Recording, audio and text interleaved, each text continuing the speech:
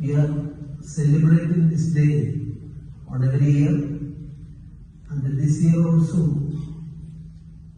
according to the evaluation of the democratic system of our country, the election process, we are number one as far as election process and democratic setup in the field. In 1947, we got freedom. Of course, exceptional states are there, Pondicherry and all other states got freedom in 1947. And we make our own country as a republic, sovereign democratic republic in 1950. Tomorrow we are going to celebrate that day. On its previous day, we are celebrating and we are taking the pledge for protecting our democracy through the present voter system.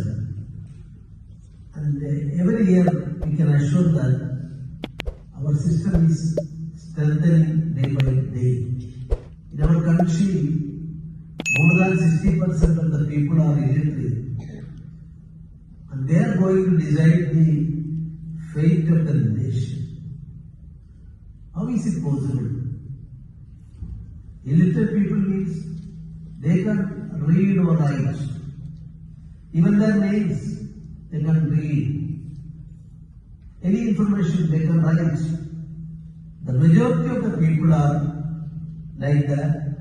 How is it possible that the proposed adult franchise and other things are strengthening our democracy or maintaining our democratic parliamentary democratic system? And Nehruji's answer still is so relevant. Our political parties should teach the people what is happening in the country, whatever the future of the country. We, the citizens of India, having unwavering faith in democracy, hereby pledge to uphold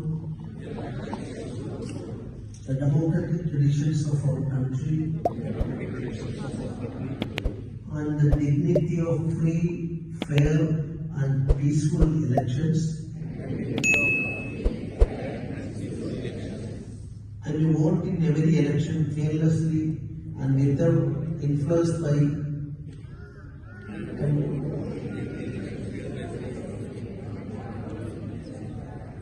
considerations of religion, race,